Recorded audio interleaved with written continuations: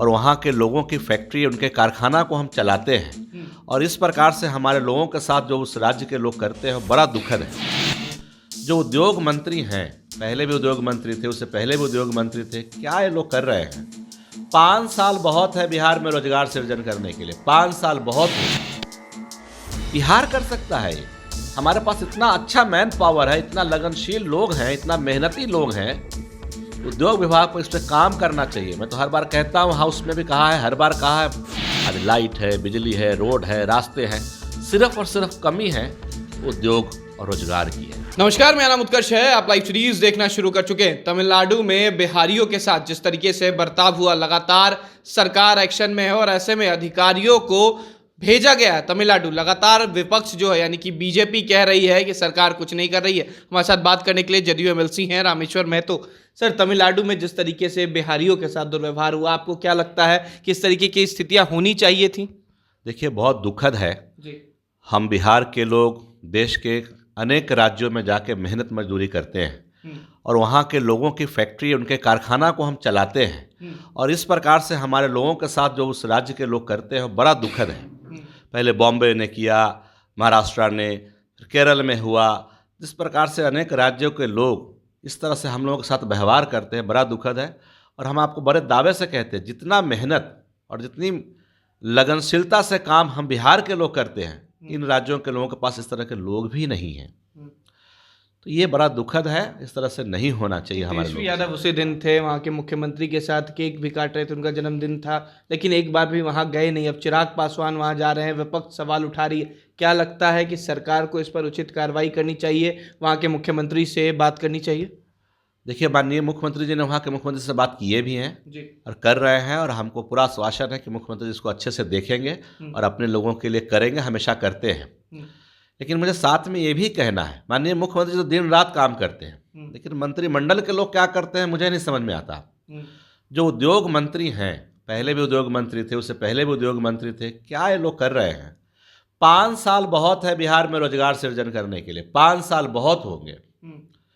हस्तशिल्प, हैंडीक्राफ्ट का इतना बड़ा उद्योग बिहार में लग सकता है। किसी भी काम को करने के लिए, किसी भी वस्तु को बनाने के लिए जो सबसे ज़्यादा ज़रूरी होता है लेबर, मैन पावर। और मैन पावर हमारे पास है, उस मैन पावर का इस्तेमाल करना चाहिए ताकि हम बिहार के लोगों को, हम बिहार के जितने भी मजदूर लोग हैं उनको अन्य राज्यों में ना जाना पड़े और इस तरह की परिस्थितियां ना हो। उत्कर्ष मैं बताना चाहता हूं, बगल में एक देश है जिसको हम बांग्लादेश कहते हैं, वहाँ पे 2 बड़े उद्योग हैं, 2। एक है textile, T shirt, jeans, shirt, pant, और दूसरा सेरामिक टेबल वेयर, जिसकी मेरी भी फैक्ट्री है, जो लोग कप प्लेट वाला मुझे कहते हैं। बेसिकली सेरामिक टेबल वेयर की फैक्ट्री है मेरी, जो इंडिया में सबसे बड़ी है और हजारों की संख्या में लोग उसमें रोजगारित हैं, कामगार हैं। उस तरह के 2 उद्योग, 3 उद्योग जो हाथ के से जुड़े हुए हो, अब बहुत बड़ा इन्वेस्टमेंट ले आई और मशीन से चीज़ें बने, उसका कोई हमको फायदा नहीं है। चाइना ने 2001 में औद्योगिकरण किया। सेरामिक टेबल वेयर की फैक्ट्री है मेरी, जो इंडिया में सबसे बड़ी है और हजारों की संख्या में लोग उसमें रोजगारित हैं, कामगार हैं। उस तरह के 2 उद्योग, 3 उद्योग जो हाथ के से जुड़े हुए हो, अब बहुत बड़ा इन्वेस्टमेंट ले आई और मशीन से चीज़ें बने, उसका कोई हमको फायदा नहीं है। चाइना ने 2001 में औद्योगिकरण किया। मैं चाइना 1999 से जा रहा हूँ और मैंने वहाँ के उद्योग के ऊपर बड़ा स्टडी किया डिटेल में। चाइना कहते थे कि वहाँ का पॉपुलेशन उनकी प्रॉब्लम है। उस प्रॉब्लम जो था पॉपुलेशन, उस प्रॉब्लम को उन्होंने ऐसा प्रोविजन में कन्वर्ट किया कि चाइना में सुई से लेकर हवाई जहाज तक का निर्माता आ गए और चाइना अपनी प्रोडक्ट पूरी दुनिया को बेचता है। बिहार कर सकता है ये। हमारे पास इतना अच्छा मैन पावर है, इतना लगनशील लोग हैं, इतना मेहनती लोग हैं। उद्योग विभाग को इस पर काम करना चाहिए। मैं तो हर बार कहता हूँ, हाउस में भी कहा है, हर बार कहा है, लेकिन इस पर काम हो नहीं रहा। इस पे काम होना चाहिए ताकि बिहार के लोग बिहार के में ही रहें और अपने यहाँ काम करें और सम्मान की ज़िंदगी जिए। कभी ये राज्य में जाए तो मारपीट करते हैं, कभी उस राज्य में जाए तो अपमानित होता है। तो बिहार के लोगों को बिहार में ही रोजगार मिले, इस पे काम होना बहुत ज़रूरी है। उत्कर्ष जी, मुख्यमंत्री जी ने बिहार को बहुत डेवलप किया है। 2005 से पहले बिहार में एक जगह से दूसरी जगह जाना बड़ा दिक्कत था। अब हम लगन का समय है, शाम को सीतामढ़ी चले जाते हैं, 2-3 लगन में जाते हैं शादी विवाह में, सुबह सुबह चले आते हैं। इतना सुविधा हो गया। आज लाइट है, बिजली है, रोड है, रास्ते हैं। सिर्फ और सिर्फ कमी है तो उद्योग और रोजगार की है।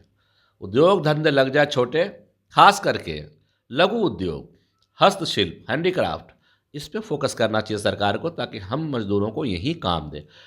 हर हाथ को काम देने का मिशन शुरू होना चाहिए कि हर हाथ को काम मिले। सर, क्यों जाएगा कोई? एक सवाल और भी लगातार उठ रहा है। बार बार नीतीश कुमार पर बीजेपी सवाल खड़ा कर रही है और कह रही है कि 24 में एक सीट भी नहीं आएगा, नीतीश कुमार को बिहार से हाथ धोना पड़ जाएगा। आपको क्या लग रहा है, इस तरीके का बयान संभव है क्या बीजेपी के द्वारा? देखिए, विपक्ष के लोगों का काम होता है बोलना, बोल रहे हैं, और बाकी 2024 का रिजल्ट तो जब आएगा तब पता चलेगा कि किसकी खाता खुलती और किसकी खाता नहीं खुलती।